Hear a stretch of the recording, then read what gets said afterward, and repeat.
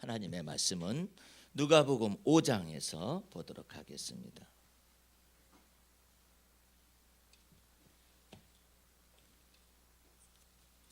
누가복음 5장입니다.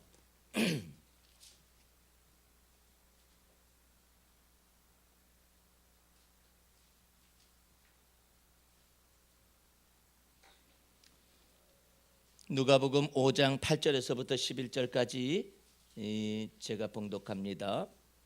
시몬 베드로가 이를 보고 예수의 무릎 아래 엎드려 가로되 주여 나를 떠나소서 나는 죄인이로소이다 하니 이는 자기와 및 함께 있는 모든 사람이 고기 잡힌 것을 인하여 놀라고 세베대의 아들로서 시몬의 동업자인 야고보와 요한도 놀랐습니다. 예수께서 시몬에게 일러 가라사대 무서워 말라 이제 후로는 네가 사람을 취하리라 하시니 저희가 베드로를 육지에 대고 모든 것을 버려두고 예수를 쫓으니라. 아멘. 할렐루야.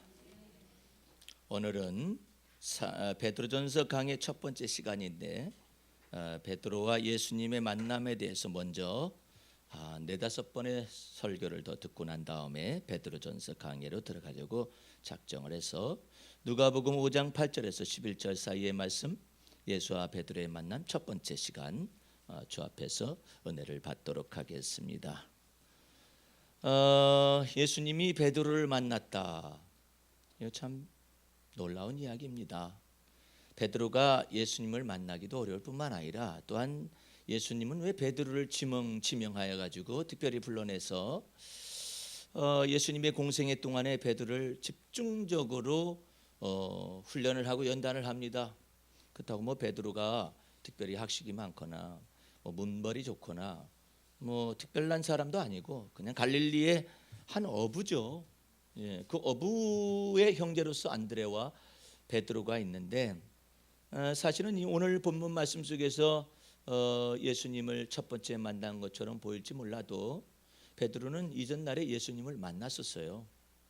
언제 만났었냐면은 요한복음 1장 40절에서 42절 사이에 보게 되면은 예수님이 세례 요한에 의해서 예수님이 이제 드디어 하나님의 성령의 기름 부으심을 받고 난 다음에 예수님이 지나갈 때 세례 요한의 입에서 이런 말이 터졌어요. 보라, 이는 세상 죄를 짊어지고 가는 하나님의 어린 양이로다. 이렇게 세례 요한에 의해서 말씀이 선포가 되었습니다. 그랬을 때 세례 요한의 제자로서 요한과 안드레가 있었습니다. 그러니까 이 요한복음의 저자 요한도 세례 요한의 제자였었습니다. 그리고 안드레가 영성이 있어서 이 세례 요한을 쫓아다녀서 제자로 있었었죠. 그 두 사람을 향하여서 보라 하나님의 어린 양이로다 말을 하니까 이들이 예수님을 쫓기 시작을 했습니다. 쫓으면서 라삐어 어디 계십니까? 그러니까 와 보라 나 있는 곳을 와서 봐라 해서 무려 이 이스라엘의 시각으로 10시 10시까지 그 예수님하고 같이 있게 됐어요. 10시라는 것은 거기다가 6을 더하고 12를 빼면은 이제 오후 시간이 나오는 거예요. 그러니까 4시까지 예수님과 더불어 계속 담화를 나눈 거예요. 얘기를 나눈 거예요. 이 안드레와 그다음에 또 요한이라는 사람이 얘기를 나누고 난 다음에 결론이 났습니다. 이들이 내가 메시아를 만났다. 이와 같은 만남을 가지고 이제 안드레가 동생한테 가서 얘기합니다. 내가 메시아를 만났다. 그러니까 이상스럽게 아무런 반응을 보이지 않을 것 같았었는데 베드로의 마음속에 감동이 됐어요. 그래서 베드로를 데리고 갔습니다.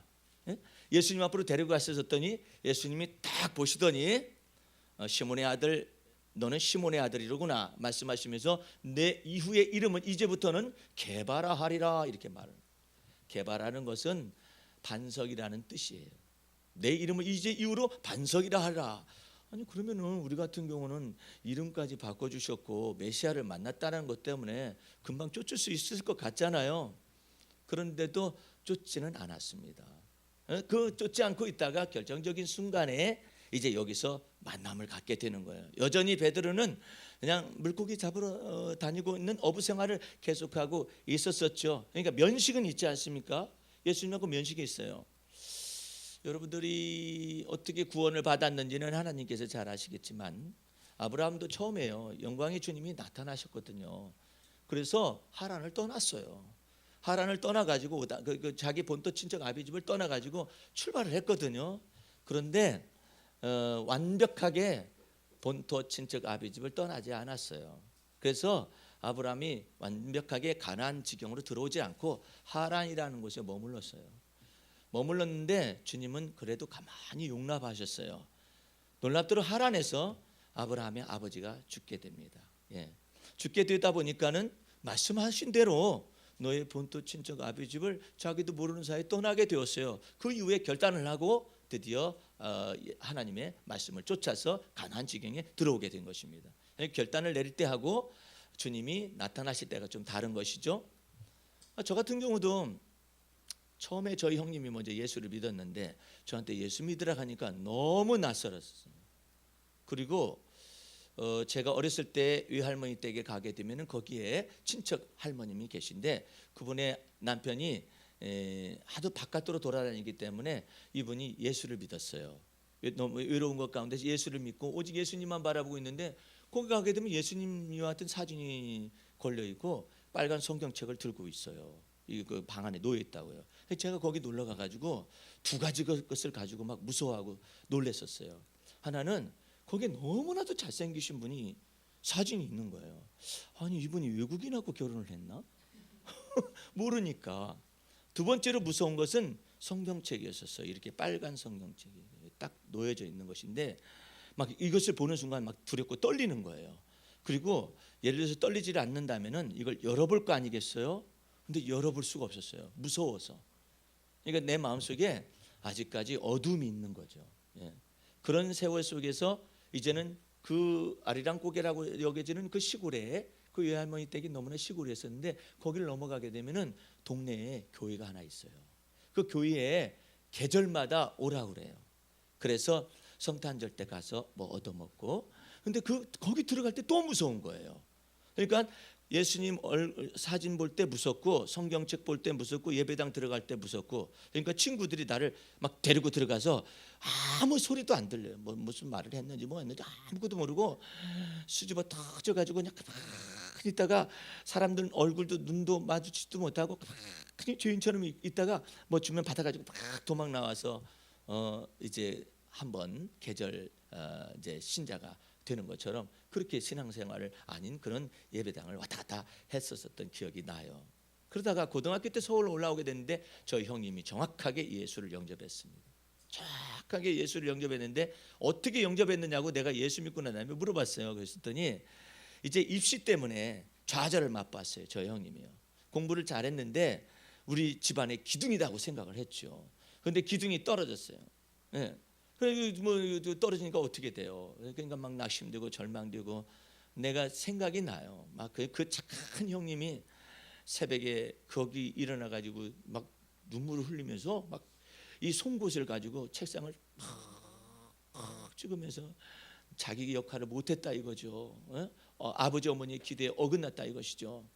그래가지고 우는 장면이 보였었는데 그때 당시에 새벽 종소리가 들렸는데 그 새벽 종소리의 이상스럽게 감동을 받아가지고 이제 예배당을 들어가서 말씀을 듣기 시작하고 예배 참석을 하게 됐던가 봐요.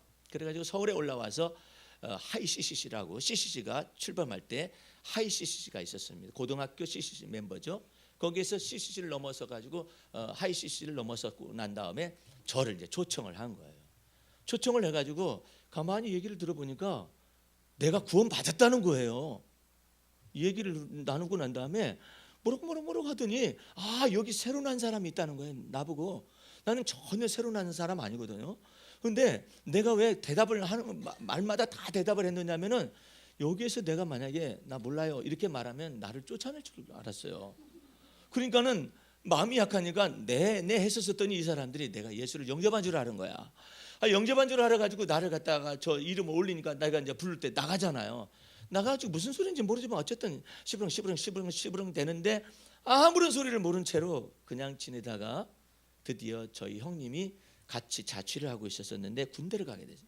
군대를 가면서 저한테 예수 꼭 믿으라고 그렇게 말을 하면서 이 조그마한 이 성경책을, 그 무서워하는 성경책 있잖아요, 이걸 나한테 딱 유산 아닌 유산으로 딱 던져주고 가는 거예요. 그러니까 내가 너무나 외롭잖아요, 형님하고 둘이 있다가. 그래서 도대체가 이것이 무엇이냐 해가지고 뒷동산에 있는 교회를 찾아갔어요. 근데 이 성경책이 굉장히 낡았었거든요. 내가 고등학교 3학년 때 입시가 끝나고 난 다음에 이걸 가지고 이제 올라갔어요. 올라갔었더니 나를 보고 막 깜짝 놀란 거야. 거기에 막 이렇게 왕방울 만한 안경을 쓰는 그 고등학교 2학년 녀석이 총무였는데, 그 총무가 나를 보더니 놀래 자빠진 거예요. 아유, 보아하니까 좀 연세가 있으신 것 같은데. 연세는 무슨 연세냐? 그랬더니 3학년이라고 내가 그랬더니 형님 오셨습니다 딱 그러더니 또 한 번 놀라는 거예요. 성경책을 보고 놀라 자빠진 거예요. 내가 너무나 믿음이 좋은 사람인 줄 착각을 한 거야. 왜냐하면 낡은 성경책을 가지고 가니까 가더니 회장인지 뭔지한테 보고를 하는 거예요. 이 대빵 왔다, 이 대빵. 예수 믿는 사람 대빵 왔다는 거야. 이 학생부에 이제는 바람이 분다는 것이죠. 바람이 불면 뭘 바람이 불어? 나는 예수도 모르고 하나님도 몰라. 그냥 심심해서 외로워서 이걸 가지고 갔을 뿐인데 난리가 난 거예요. 나는 안 그런 척 했더라를 그때 당시에 잘했었어요. 그래서 가만히 있는 거예요. 가만히 있으면 있을수록 내가 믿음이 너무 좋은 사람이에요. 예? 아니 근데 하필이면 성탄절 때 설교대회가 있는 거예요. 근데 여기 이 고등부에서 설교대회 나가실 분은 형님밖에 없다는 거야. 아니 내가 누군지를 알아. 성경도 모르는데 그래가지고 설교대회 아닌 설교대회를 하기 위해서요 뭐라고 말은 해야 하잖아요. 그래서 첫 번째 강단에 선 겁니다. 그때 고등학교 때 무슨 말 했는지는 나는 지금도 기억이 안 나요. 모세라고 뭐라고 찌부름거렸었던 걸 기억은 나는데 어쨌든 했어요. 하고 난 다음에 성탄절 이제는 2부 때가 되잖아요. 2부 때가 됐을 때 다른 사람들 다 자는데 거기에 예언의 은사를 받은 중학교 1학년 녀석이 있었어요. 지금 말하는 예언의 은사를 받은 꼬마 녀석이, 예? 걔하고 나하고 둘이 앉았다고. 둘이 앉았는데 뭐라 하냐, 옆에 사람들 다 이제 그 톱밥 난로에 있어서 이제 새벽송을 위해서 잠을 자는데 나는 잠이 안 와가지고 있는데 이 꼬마 녀석이 오더니 오빠 그래. 응? 오빠 예수님 알아요? 그러는 거예요. 근데 내가 설교도 했는데 이거 봐라 큰일 났다 이거. 그래서 이거 정확하게 얘기해 주세요. 예수님 알아요? 모른다. 내가 막 얼굴에 막 빨개져가. 나 모른다. 근데 어떻게 이렇게 성경책은 이렇게 줄이 많이 그어져 있어요. 빨간 줄이 이거 다 우리 형님 거다. 그러면 예수님 모르시네요. 그러면서 예수님이 왜 이 땅에 오셨는지를 우리가 아는 평범한 언어로 막 얘기를 한 거예요. 평범한 얘기를 하는데 나한테는 그것이 너무나도 큰 감동으로 왔어요. 왜냐하면은 아무도 내게 그 얘기를 안 해줬어요. 나는 초신자잖아요. 근데 그 얘기를 안 해줬어요. 왜? 예수님은 누구시며, 예수님은 예를 들어서 신학적으로 설명할 것은 아니에요. 예수님은 하나님의 아들로서 이 땅에 우리의 죄를 대신하여서 십자가에 죽으셨다가 살아나신 거예요. 우리는 그 예수님을 믿는 거예요. 그 얘기를 하는데 이 꼬마가 이 얘기를 하는데 막 감동이 막 몰아치는 거예요. 그래가지고 오빠 그 예수님 믿으세요. 그래서 내가 마음속에 나 믿겠다.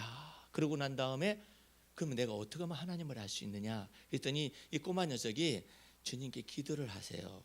살아계신 하나님이 내 하나님이 되는 것을 가르쳐 달라고 기도를 하세요.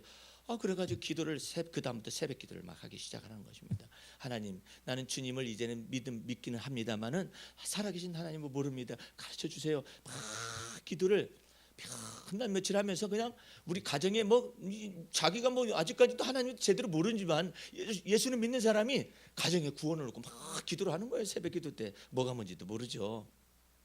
어느 날 성령님께서 내 마음에 탁 이 가슴을 무너뜨리면서 탁 들어보셨어요. 그날따라 나는 맨날 회개해야 성령 받는다 하니까 오이 따먹은 거 회개합니다. 뭐한 거 회개합니다. 이 누가 가르쳐줘야 말이지. 그러니까 그렇게 전체를 했는데 내가 잘못된 것이 나는 별로 없는 것 같아요. 난 정말 착했어요. 우리 어머니 여기 증인이세요. 나 너무나 착한 사람이에요. 나는요 싸움도 안 해본 사람이에요. 아주 착하다고 생각했는데, 그러니까 뭐 오이 따먹은 거나 뭐 그런 거나 얘기할 뿐이지, 뭐 내가 뭐 할 게 있어야지. 나는 죄인이 아니야. 근데 내가 왜 자꾸 죄를 회개하라고 하는데 그 죄의 의미를 알려주는 사람이 없는 거라. 그래서 기도를 하고 그러는데 성령께서 내 마음속에 감동이 갑자기 울컥하더니 터졌어요. 터져서 나오기 시작하는데 막 세상에 그렇게 큰 울음을 울어본 적이 없었어요. 한 4시간 정도를 울었던 것 같아요. 울었는데 가만히 생각해 보니까 오이 따먹은 건 죄의 축에 들어가지도 않아. 그 죄가 내가 주님을 몰랐었던 것이 죄야. 하나님을 모르고 그냥 살아왔던 것이 죄야. 영생하신 하나님, 그 구원의 하나님, 은혜의 하나님, 자비로우신 하나님을 몰랐었던 것이 그냥 죄야. 그거 생각하니까 내가 어머님한테 대들었고 막 사춘기 때 대들었던 그 모든 것도 죄축 들어가지도 않아요. 예? 단지 하나님의 성령이 내 마음에 감화와 감동을 주어가지고 내 속에 막 임하였을 때, 야, 한 4시간을 기도했었더니 내 영혼이 막 너무나 맑아진 거예요. 그 결정적인 순간에 내가 예수님께 고백했어요. 주님, 저는 죄인입니다. 저는 죄인입니다, 주님. 근데 놀랍지 않아요? 내가 죄인이라고 말했는데 왜 나는 구원을 받았을까? 예수께서 이처럼 말씀하시죠. 내가 의인을 부르러 온 것이 아니라 죄인을 불러 회개시키러 왔노라. 그 말씀에 딱 들어간 거예요. 오늘 본문 말씀에도 베드로가 개바라는 이름을 분명히 줬어요. 너는 베드로라, 너는 반석이라. 개바라는 뜻의 이게 아람어가, 이 베드로라는 뜻의 이 아람어가 개바라는 뜻이거든요. 그러니까 개바라고 분명히 말을 해줬어요. 그러나 아직까지 그 베드로 속에 예수님에 대해서 저분이 왜 나한테 이와 같은 얘기를 할까라는 수준에 머물러 있다가 드디어 오늘 결정적인 순간에 이 내용이 나온 거예요. 그래서 여러분들 내가 그 글을 읽다 보니까 김춘수라는 시인이 있어요. 그 김춘수라는 시인이 이런 내용을 얘기를 합니다. 들어보세요. 제목이 꽃이에요. 근데 참 감동 깊어요. 내가 그의 이름을 불러주기 전에는 그는 다만 하나의 몸짓에 지나지 않았다. 그런데 내가 그의 이름을 불러주었을 때 그는 나에게로 와서 꽃이 되었다는 거예요. 얼마나 멋있어요, 그렇죠? 이름 없는 여러분들에게 개바라 만약에 하셨다면은 정말 꽃이 되으신 거나 마찬가지인데, 내가 그의 이름을 불러준 것처럼 나의 이 빛깔과 향기에 알맞은 누가 나의 이름을 불러주세요. 예? 그에게로 가서 나도 그의 꽃이 되고 싶고 우리들은 모두 무엇이 되고 싶습니다. 나는 너에게, 너는 나에게 잊혀지지 않는 하나의 눈짓이 되고 싶다. 세상에 이런 시를 놀랍도록 말했어요. 여러분과 나도 마찬가지예요. 평범한 사람인데 예수께서 임재하여 오셔서 말씀하십니다. 너는 내 것이라. 내가 너를 지명하여 불러냈노라. 예? 말씀하시죠? 그런 것처럼 주님이 우리를 불러주시니까 말씀하시는 거예요. 너는 나를 따라오너라. 내가 너를 사람을 낚는 어부가 되어지게 하리라. 주님께서 인생의 변화를 나타내시는 거예요. 이름 없는 사람들이 있는데, 우리 주님께서 부르시는 거예요. 내가 너를 지명하여 불렀노니 말씀하시듯이 여러분과 나를 부르시는 거 아니겠어요? 그런데 이 베드로 속에 놀랍도록 예수님이 찾아오실 때는 두 번째로 임재하시는 거잖아요. 예?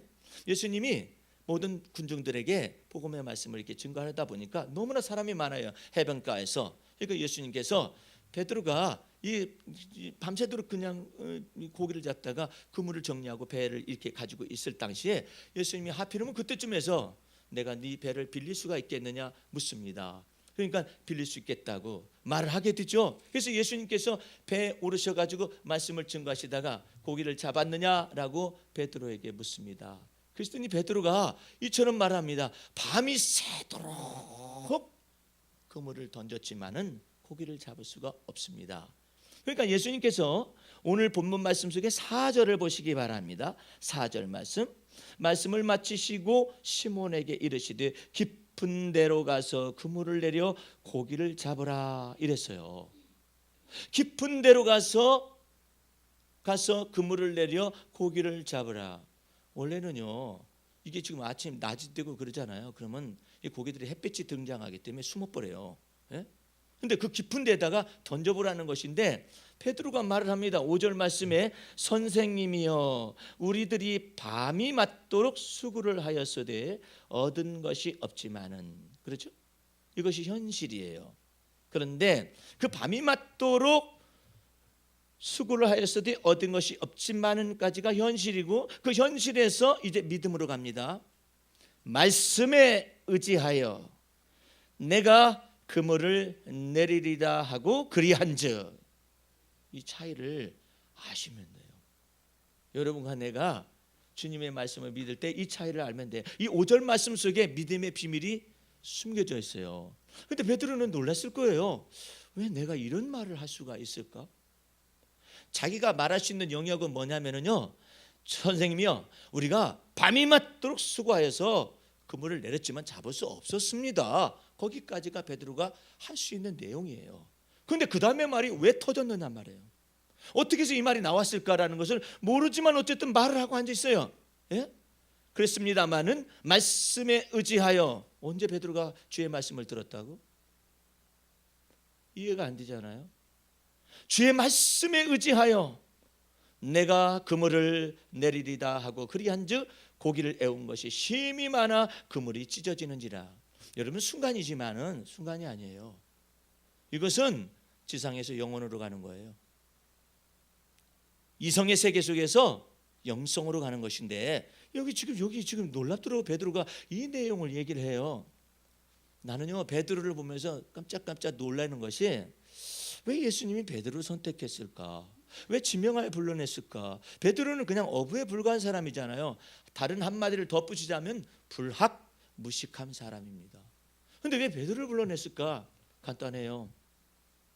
여러분과 내 영혼은, 혼이라고 말하는 것은요, 비천할 수도 있고 존귀할 수도 있고 여러 가지 것들 다 옷을 다 입고 있어요. 그런데 영은 말이에요, 이러한 혼을 가지고 입힐 수가 없는 존재들이에요. 그 영을 보시는 거예요, 예수님은.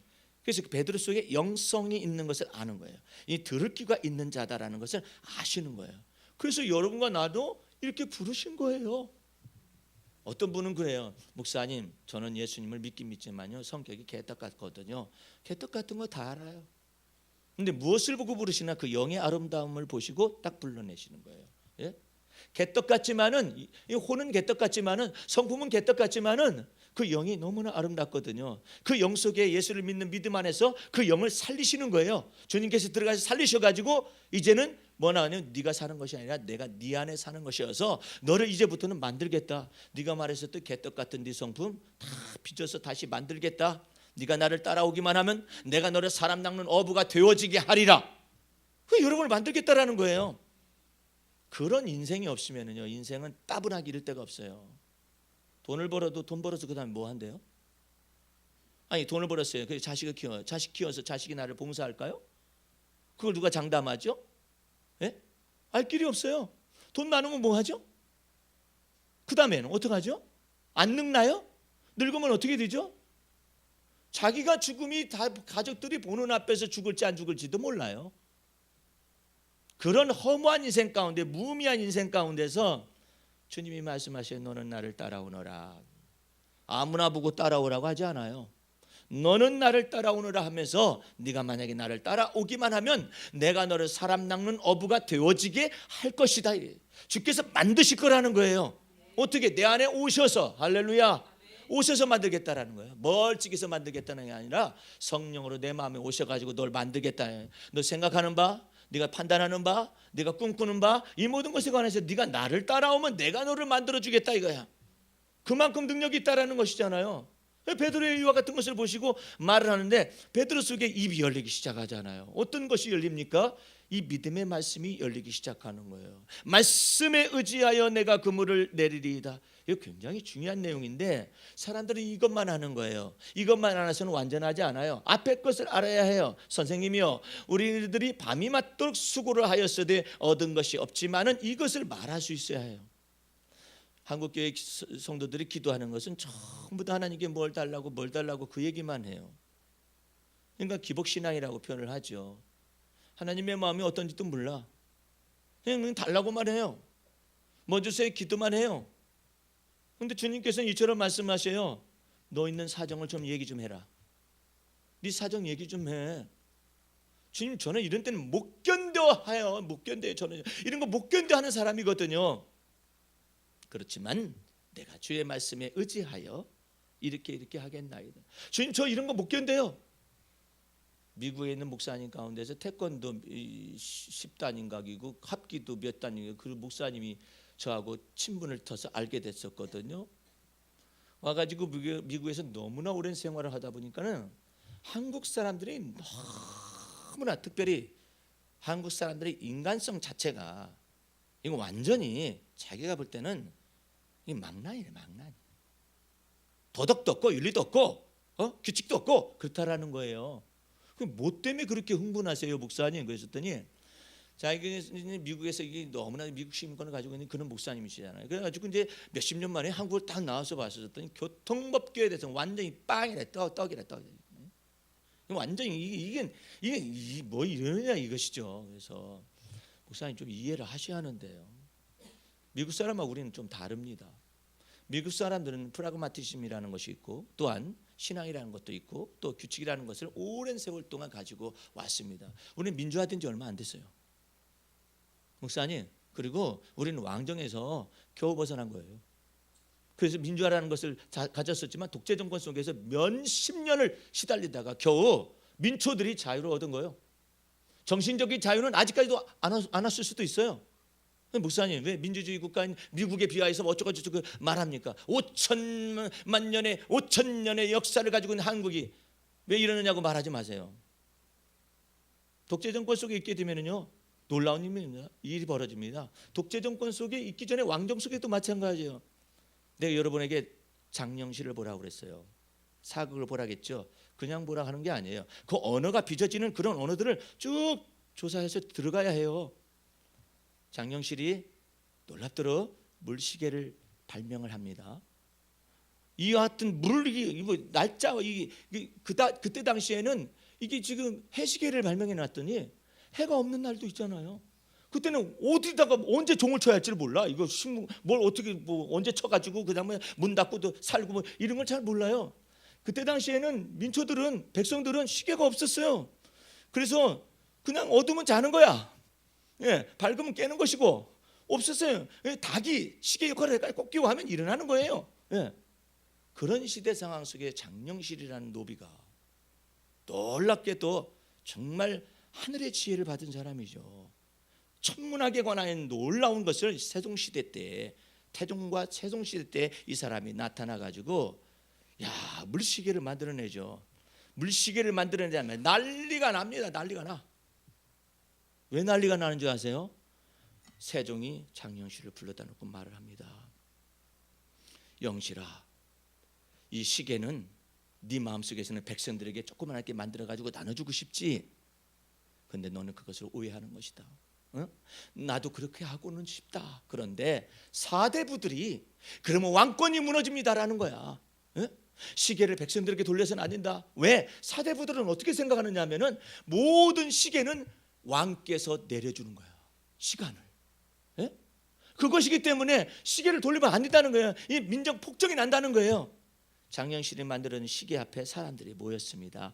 시계 보고 난 다음에 지금 몇 시다 이렇게 하고 있는 거 아니에요. 해시계를 보거나 이렇게 하고 그러면서 무슨 생각을 사대부들은 하느냐면은 거기서 민중 봉기가 날 수도 있는 것이다. 왕에 대해서 말하고 사대부에 대해서 얘기하고 그러면은 그 속에서 민중의 언론이 생기게 되고 그러게 되면 뒤집어질 수도 있는 것이다. 그러므로 왕권이 집행이 될 수가 없을 수도 있는 것이다. 그러므로 너는 역적으로 몰릴 수도 있는 것이다. 시대 상황이 그 시대예요. 그런 시대 속에 장영실이 딱 서 있어요. 서 있어 가지고 어떻게 되는가? 그러면서 장영실이 막 이해를 못하는 거죠. 못하니까 네가 나를 이해할 수가 없다면은, 내 처지를 이해할 수가 없다면 좀 천천히 이 시계를 갖다가 민중들에게 백성들에게 돌려주자. 그 대신에 너도 나를 이해 못할 것을 나도 너한테 터뜨리겠다. 그 내용이 뭔지 아세요? 내가 지금 내가 지금 백성들의 말을 연구하고 있느니라. 내가 백성들에게 말을 돌려줄 것이니라. 언어를 돌려주겠다라는 거예요. 그게 훈민정음 아니냐, 이거 아니냐 말이에요. 지금 전부 다 한자의 뜻을 가지고 이거 되기 때문에 백성들은 까막눈이에요. 전혀 몰라요. 근데 이와 같은 때에 소리 글자를 만들어 가지고 지금 연구하고 있다라는 거예요. 이것을 백성들에게 돌려주려고 한다. 그럼 얼마나 많은 반대에 직면하겠어요. 사대부들만 글 공부를 한 사람들만 이것을 깨우쳐야 하는데 이 모든 지식의 통로를 다 열어버리겠다라는 거 아니에요. 여러분들 그것을 생각하시면서 지금이라도 늦지 않았어요. 좀 보세요. 거기서 정신을 보라고요. 시대 정신이 무엇인가를 봐야 해요. 이 굳어빠지고 수구적인 이와 같은 삶 속에서 있는 사람들 속에 빛을 던져주고 이와 같은 걸 개혁해 나가고 있는 그 시대에 사람이 있었어요. 그걸 볼 수 있어야 하잖아요. 오늘 주님께서는 여러분과 내 속에 임재하셔가지고 여러분과 나를 새롭게 빚어 만들려고 그래요. 아버지 어머니로부터 물려받은 성품이 있어요. 기질이 있어요. 유전적인 기질이 다 있잖아요. 이걸 전체를 다 새것 만들어 주시겠다라는 거예요. 근데 안 믿어. 안 변하려고 그래요. 나 이대로 살다가 죽을 거야. 목사님들 재밌어요. 테니스 하다 보면은 목사님 5년 전에도 그렇게 치시고 지금도 그렇게 치시네. 좀 레슨 좀 받으시죠. 싫어. 왜 그래요? 나 이렇게 살다가 죽을 거야. 이 변하려면 레슨을 받아야 하잖아요. 변해가지고 훈계를 받아야 해요. 책망을 받아야 해요. 코치한테라도. 그래서 돈 내고 책망을 받는 거 아니겠어요? 돈 내고 훈계를 받는 거 아니냐 말이에요. 나도 레슨을 받고 있는데 레슨 받을 때 코치가 항상 그래. 목사님 기본이 안 돼 있어요. 내가 테니스를 20년 넘게 쳤어요. 예? 나는 여태까지 테니스를 20년 넘었지만은 공식 레슨을 받아본 건 지금 이전에 한 번 레슨을 받았었어요. 그러고도 이렇게 쳐요. 잘 치는 편이거든요. 감각이 있어가지고 했더니 이번에 코치는 뭐라 하느냐면 목사님 기본이 안 돼 있네요. 기본이 뭐냐? 그랬더니 목사님 죄송합니다 하면은 무릎이 낮아지지 않으면 기본이 안 돼 있는 것입니다. 왜 무릎이 그렇게 높아요? 목사님 너무 뻣뻣하시네. 공을 맞아들이면 높은 공만 옵니까? 낮은 공도 오면 낮아지셔야지. 뻣뻣하게 치니까 볼이 엉뚱한 데로 가잖아요. 목사님 마음에 원하는 대로 가나요? 안 가네. 낮아지세요. 프로 선수들이 얼마나 공을 받기 위해서 낮은 자세로서 이렇게 받아 넘깁니까? 낮추세요 무릎을. 그러니까 난 무릎은 안 놔두고 허리만 낮춰. 목사님 무릎을 낮추면 허리가 저절로 내려가는데 허리를 낮추면 또 이게 경사가 지잖아요. 무릎을 낮추세요. 아 어렵다. 코치가 하는 말이 그래요. 나이 든 사람 바꾸기가 그렇게 어렵습니다.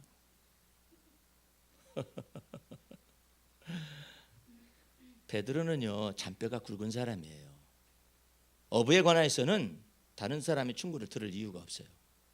베드로는 게네사렛 호수라는 호수를 이잡듯이 다 뒤진 사람들이에요. 베드로의 동역자들이 요한과 야고보가 있어요. 동네 사람이 자기 형 안드레도 있어요. 그렇기 때문에 이 네 사람이 아주 똘똘 뭉쳐진 어부들인데 동업자이기도 하단 말이에요. 전문가예요. 근데 30대 초반에 불과한 사람이 딱 나타나가지고 전에는 개바라 하더니 이제는 뭐라 하느냐면 그물을 깊은 데다 던지라는 거예요. 밤이 맞도록 수고해도 없었는데 근데 그 밤이 맞도록 수고해도 없었지만 내가 주의 말씀을 의지하여라는 말은 베드로의 사전에는 있을 수 없는 말이에요. 그 언어가 여기에 붙을 수가 없는 말이에요.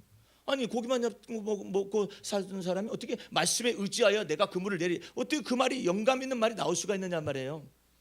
이제 주님께서 때가 되어서 베드로의 마음을 열으셔가지고 놀랍도록 이 믿음의 말씀이 입에서 나오게 만들어가지고 그리한즉 그물이 찢어지는지라 동역자들을 불러가지고 요한과 야고보도 와가지고 깜짝 놀란 거예요.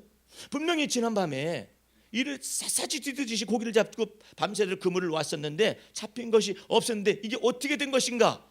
이것을 보고 8절 말씀에 시몬 베드로가 이를 보고 예수의 무릎 아래 엎드려 가로되 정확하죠? 예수의 무릎 앞에 엎드렸어요. 개바라 할 때는 아직 안 변했어요. 넌 베드로야. 내가 왜 베드로야? 난 시몬인데. 예수님은 멀리 보고 얘기하시잖아요. 너는 베드로라, 너는 게바라, 멀리 보고 얘기하셨는데 베드로는 알아듣는 귀가 없어요. 왜 내가 시몬인데 왜 나보고 게바라 그래요? 우리 아버지가 나 이름 이거 지어줬는데 나보고 당신이 누구시길래 내 이름을 짓습니까? 그 주님은 부르셔가지고 지명하여서 불러가지고 놀랍도록 하나님의 소유를 만드실 수 있는 분이심을 베드로가 몰랐었던 것이죠. 이제 여러분과 내 속에서도 베드로와 같은 일이 벌어집니다. 시몬 베드로가 이를 보고 예수의 무릎 아래 엎드려 가로되 주여 나를 떠나소서 나는 죄인이로소이다. 게바라는 이름을 주었을 때는 아직까지 주의 영감이 내적으로 임하지 못했었어요. 그런데 이와 같은 사건을 통하여 베드로가 주여 나를 떠나소서 나는 죄인이로소이다 하니 자기와 함께 있는 모든 사람이 고기 잡힌 것을 인하여 놀라고 세베대의 아들로서 시몬의 동업자인 야고보와 요한도 놀랐습니다. 예수께서 시몬에게 일러 가라사대 무서워 말라. 이제 후로는 내가 사람을 취하리라 하시니 저희가 배들을 육지에 대고 모든 것을 버려두고 예수를 쫓으니라 이랬습니다. 오늘 이 사건 속에서 예수님과 베드로의 만남은 참 놀랍습니다. 분명히 평범한 사람이잖아요. 분명히 어부 생활하다가 인생 끝내는 것입니다. 그런데 여러분 이 예수님이 베드로의 생애 속에 드디어 임재하셨어요. 임재하시고 베드로는 나를 떠나서서 나는 죄인이로소이다 라고 말할 정도로 두렵고 떨린 마음으로 이 예수님을 영접하는 장면이 나와 있습니다. 그래서 예수님께서 드디어 또 소명을 말씀을 하시죠. 내가 너를 왜 불렀느냐? 네가 나를 따라오면 내가 너를 사람을 낚는 어부가 되어지게 만들 것이다. 이것을 네가 무슨 어떻게 학식이 많아가지고 그러는 것이 아니라 내가 너를 사람 낚는 어부가 되어지게 하리라. 내가 목사님들하고 같이 목회자들 그 수련회가 있어가지고 속초로 가는데 친한 목사님들이 우습고 재미나는 얘기를 많이 하는지 몰라요. 근데 그 중에서 어떤 분이 이 얘기를 해주는데 내가 배꼽을 잡고 웃었는데 여러분들은 어떨지 모르겠어요. 진돗개 전도왕이라는 사람이 있는데 자기는 왜 진돗개 전도법을 개발했느냐 하면 한번 물면은 안 넣는다 이거예요. 이게 진돗개 전도법이라는 거죠. 이게 진돗개라는 거죠.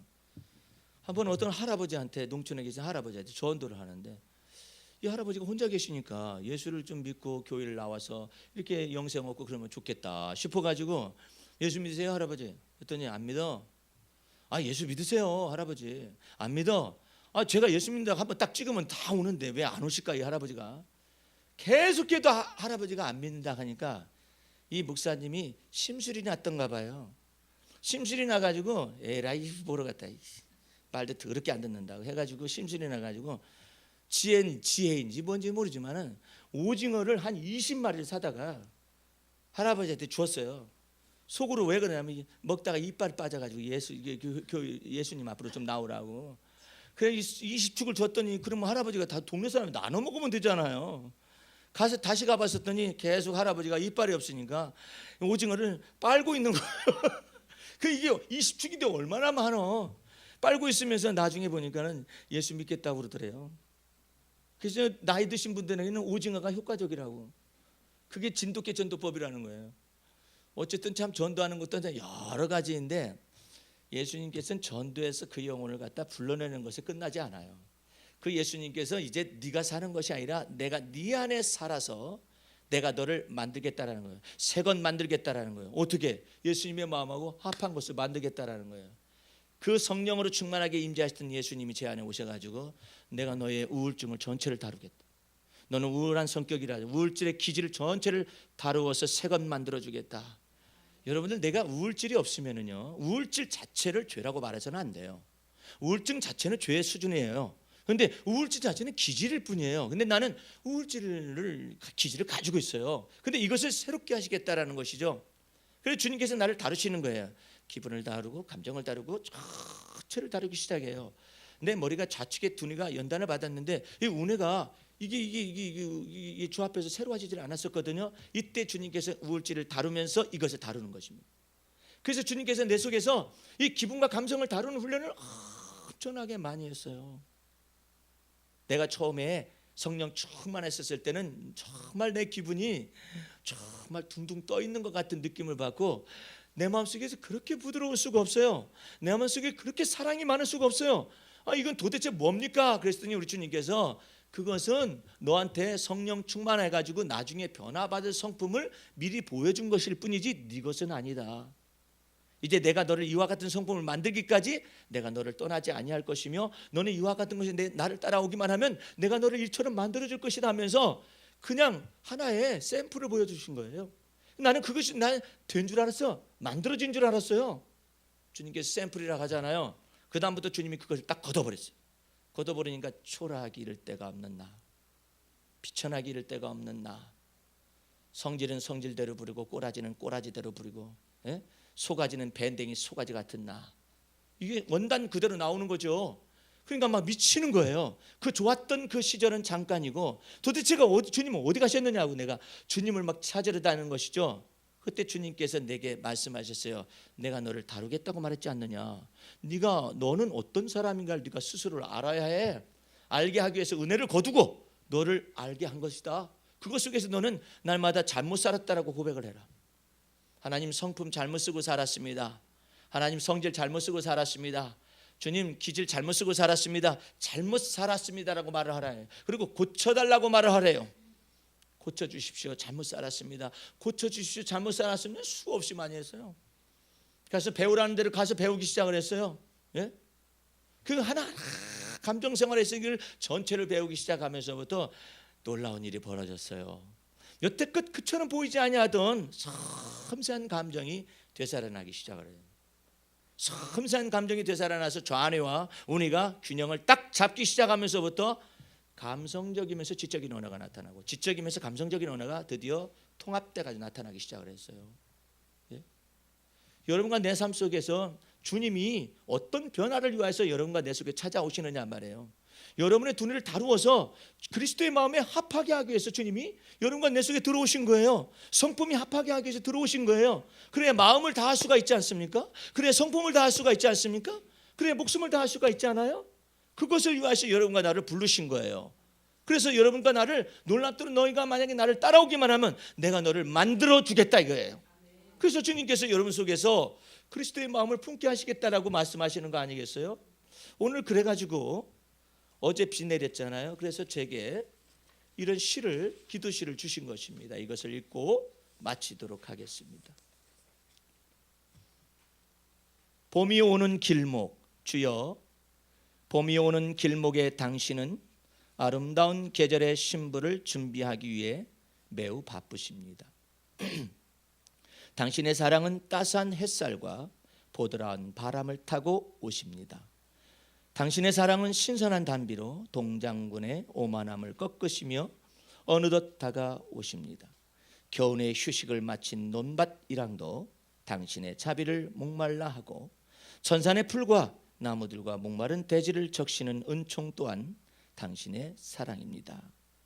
여러분들 제가 이거 쓰면서 주님께 뭐라고 감동을 받았느냐 하면은 사람들은 너무나도 메마른 감성을 가지고 이 땅을 살아가고 있다는 거예요. 왜 그러냐면은 봄바람이 불어도 봄이 됐으니까 봄바람 분다라고 생각한다는 거예요. 근데 나한테 주님께서 말씀하시는 거예요. 너는 이것이 내가 인생들에게 베푸는 사랑임을 가서 증거해라. 그것 때문에 이거 쓴 거예요. 다르잖아요. 봄바람이 그냥 제대로 부른 것이죠.